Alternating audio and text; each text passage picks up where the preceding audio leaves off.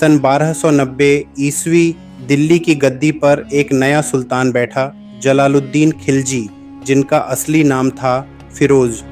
यही वो इंसान थे जिन्होंने खिलजी वंश 1290 से 1320 ईस्वी की शुरुआत की थी। जब जलालुद्दीन खिलजी दिल्ली के सुल्तान बने तब उनकी उम्र करीब 70 साल थी। उन्होंने सिर्फ 6 साल तक राज किया, लेकिन इन 6 सालों में उन्होंने ऐसा उदाहरण दिया जो दिल्ली की सल्तनत में पहले कभी नहीं देखा गया था। वो एक दयालु, शांत स्वभाव वाले और न्यायपसंद सुल्तान थे।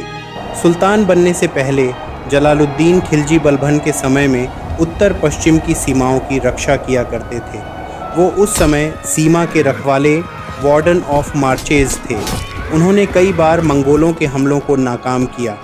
एक बार मंगोल सरदार अब्दुल्ला ने हमला किया, लेकिन जलालुद्दीन ने उसे बुरी तरह हरा दिया। दिल्ली के आसपास जो मंगोल आकर बस गए थे, उन्हें लोग नए मुसलमान कहा करते थे। जलालुद्दीन खिलजी अपने समय के सबसे दयालु और उदार सुल्तानों में से एक थे। वो पहले ऐसे शासक थे जिन्होंने हिंदुओं के साथ प्यार और सहनशीलता से बर्ताव किया। वो कहा करते थे, राज तो जनता की इच्छा और समर्थन से चलता है। जब भारत में ज़्यादातर लोग हिंदू हैं तो यहाँ का शासन सिर्फ इस्लामी नहीं हो सकता। उनके राज्य में हिंदू और मुसलमान दोनों को बराबर इज्जत और हक मिला। सुल्तान जलालुद्दीन सख्त सज़ा देने में यकीन नहीं रखते थे। कई बार उन्होंने बागियों को भी माफ़ कर दिया, यहाँ तक कि कुछ को इनाम देकर वापस अपने साथ मिला लिया। लेकिन यही बात उनकी सबसे बड़ी कमज़ोरी बन गई। डकैतों और लुटेरों ने देश में लूटपाट शुरू कर दी और सुल्तान ने उन्हें बस चेतावनी देकर छोड़ दिया। जलालुद्दीन ने कोशिश की कि पुराने अमीरों का भरोसा बनाए रखें। वो किसी को नाराज़ नहीं करना चाहते थे। उन्होंने बलबन के भतीजे मलिक छज्जू को कारा का राज्यपाल बनाए रखा, लेकिन जब छज्जू ने विद्रोह किया तो जलालुद्दीन ने उसे हराया और फिर माफ़ भी कर दिया। फिर 1290 में जब छज्जू ने दोबारा विद्रोह किया तब जलालुद्दीन ने उसे हटा दिया और अपने भतीजे और दामाद अलाउद्दीन खिलजी को कारा का नया राज्यपाल बना दिया। मंगोलों के साथ अच्छे रिश्ते बनाए रखने के लिए जलालुद्दीन ने अपनी बेटी का विवाह उल्लूग खान से किया, जो चंगेज खान के वंशजों में से एक था।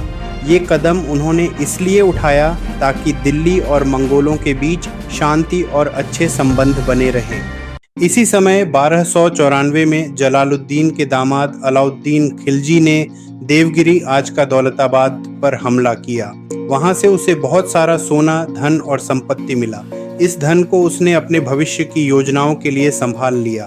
1296 ईस्वी जब जलालुद्दीन खिलजी अपने दामाद अलाउद्दीन खिलजी से मिलने कारा पहुंचे तो उनका बड़े सम्मान के साथ स्वागत किया गया। लेकिन उसी स्वागत के दौरान अलाउद्दीन ने अपने ससुर पर अचानक हमला कर दिया और वहीं नदी के किनारे जलालुद्दीन खिलजी की हत्या कर दी गई। अलाउद्दीन ने देवगिरी से लाए हुए सोने को अमीरों और सैनिकों में बांट दिया ताकि सभी उसका साथ दें। फिर उसने खुद को दिल्ली का नया सुल्तान घोषित कर दिया। इस तरह एक दयालु और सहनशील सुल्तान जो सबका भला चाहता था, अपने ही दामाद की विश्वासघाती तलवार से मारा गया। उसकी मौत के साथ ही दिल्ली सल्तनत में शुरू हुआ एक नया युग, अलाउद्दीन खिलजी का युग, जो इतिहास के सबसे शक्तिशाली और महत्वाकांक्षी सुल्तानों में गिना जाता है।